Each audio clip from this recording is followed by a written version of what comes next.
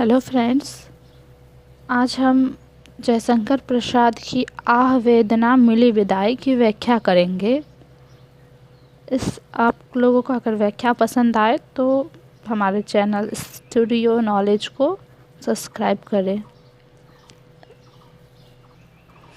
आह वेदना मिली विदाई जयशंकर द्वारा रचित कविता है। आज हम इसकी व्याख्या कर रहे हैं।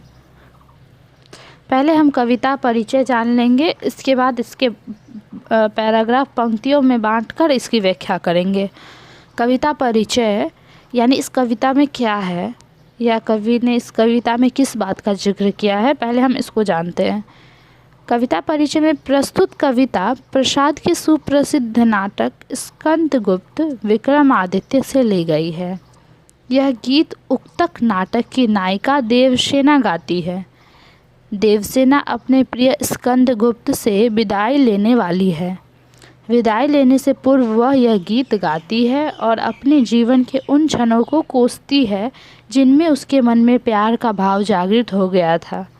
प्रस्तुत गीत में एक निराश प्रेमिका के मनोभाव को व्यक्त किया गया है। प्रेम के संसार में निराशा अथवा असफलता प्रेमी को मरमहत या मृत्यु तक पहुंचा देती है और कभी कभी तो उससे पश्चाताप तक हो उठता है।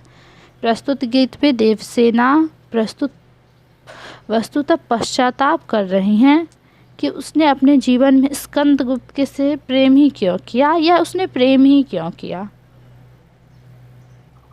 इसे हम पैराग्राफ वाइज बांटेंगे, पंक्तियों से बांटकर इसकी व्याख्या करेंगे। पहली पंक्ति में हम आह वेदना से अनंत अंगराय तक की व्याख्या करेंगे। आह वेदना मिली विदाई, मैंने भ्रमवश जीवन संचित मधुकरियों की भीख लुटाई।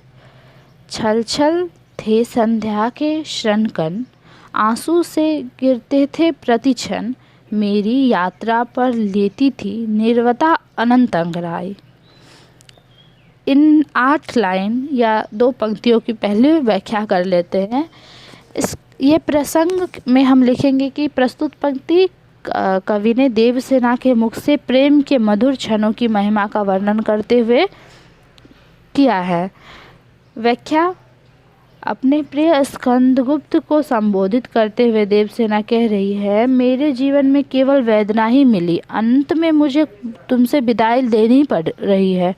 मैं तुम्हारे प्रेम में एकदम खो गई थी और उसी भ्रम में मैंने अपना जीवन भर के संचित सुखों को भी लुटा दिया, अपने पास कुछ नहीं रखा। हे प्रिय, तुम्हारे से मिलने से पूर्व मैं संध्या तक अथक परिश्रम करती थी और मेरे समृद्ध शरीर से पसीने की बूंदें आंसू की तरह गिरती रहती थी। जब मैं चलती थी तो निर्जन वातावरण भी मुझे देखकर अंगड़ाई लेने लगता था। मैं बहुत सुंदर थी, ऐसा उसका कहना था। यानी आह वेदना मिली विदाई कि वो वेदना को बता रही है। वेदना यहाँ उसके प्रिय है, उसे कह रही है कि मुझे तुमसे क्या मिला, सिर्फ विदाई।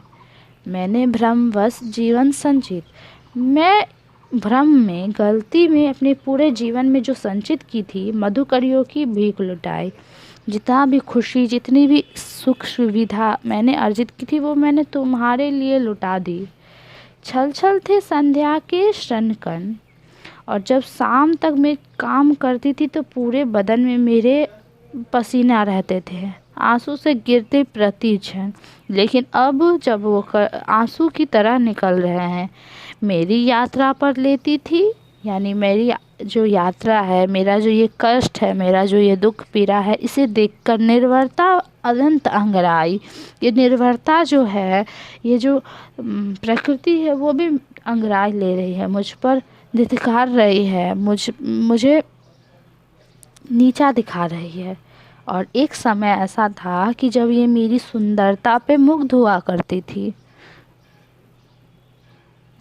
दूसरी पंक्ति, श्रमित स्वप्न की मधुमाया में, गहन विपिन की तरु छाया में, पाथिक अनिंदी श्रुति में किसने यह विहाग की तान उठाई। प्रसंग, प्रस्तुत पद में देवसेना उन क्षणों को याद कर रही है जिसमें उसके हृदय में प्रेम का स्वर गूंजा था। वह कहती है कि समृद्ध स्वप्न की मधुमाया में, यानी व्याख्या कि वो अपने स्कंदगुप्त को संबोधित करते हुए कहती है कि हे प्रिय, मेरा जो समृद्ध स्वप्न था, जो थकान से भरा जब श्रम कर सोया करती थी, उसमें जो मेरा स्वप्न था, उसकी माया में मुझे पता ही नहीं था कि गहन विपिन की तरु छाया में जब वृक्ष के नीचे मैं सोई रहती थी और थकी हारी सोई रहती थी, तब पता नहीं कब कैसे किसने आकर मेरी निंद्रा में पथिक अनिधि श्रुति में किसने यह विहार की मेरी निंद्रा में आकर ये प्रेम की ज्वाला को जगाया।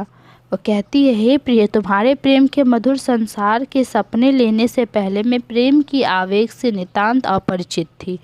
मैं घने जंगल में वृक्ष की छाया में सोई हुई थी, किंतु पता नहीं कि तभी मेरी अनिंदी चेतना को जागृत कर दिया और मेरे मन में प्रेम का मधुर गीत गुंजा दिया।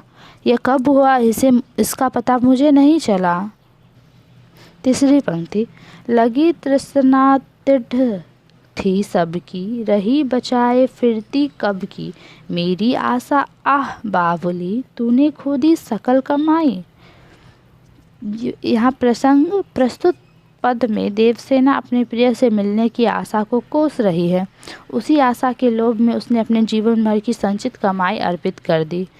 देवसेना यहाँ कह रही है व्याख्या में कि हे स्कंदगुप्त को संबोधित करते हुए कि जब तक मेरे मन में प्यार का अंकुर उत्पन्न नहीं हुआ था, मैं स्वच्छंद थी, स्वच्छंद विचरण करती थी। सभी लोग ललचाई दृष्टि से मुझे देखते थे और मैं भला कब तक अपने आप को सुरक्षित रख सकती थी।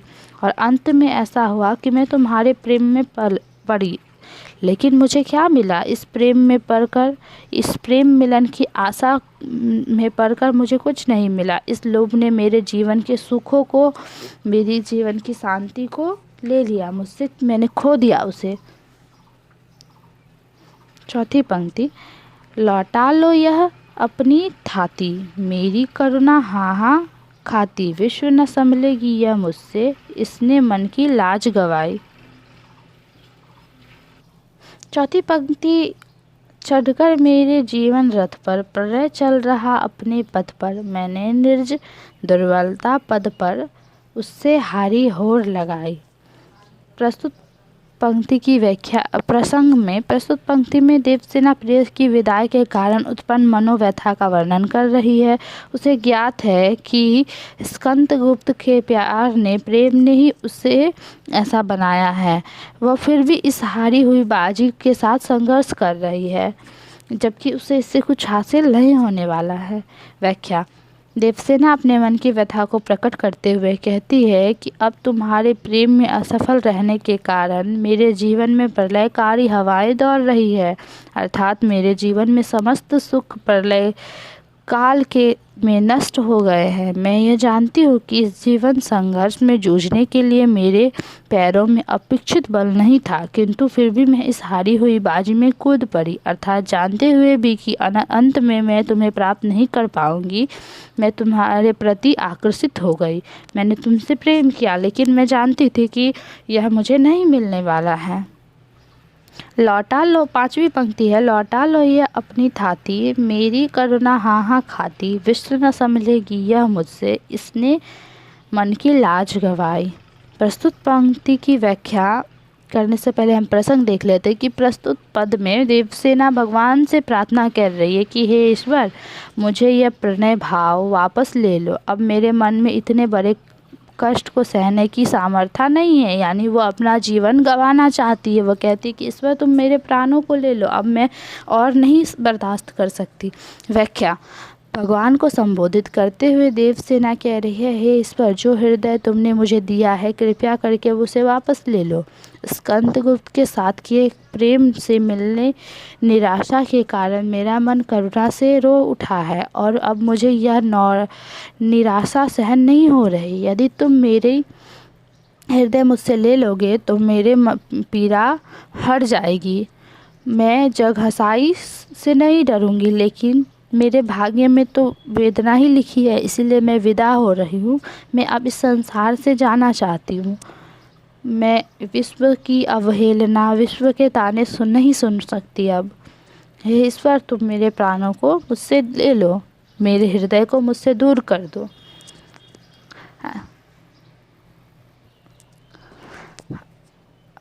इस पंक्ति के पे हम कह सकते हैं कि आह वेदना मिली कविता में कवि ने प्रेम की परिभाषा को व्यक्त किया है। उन्होंने बताया है कि प्रेम कैसा होता है या प्रेम में मिला दर्द मनुष्य को किस प्रकार तोड़ देता है।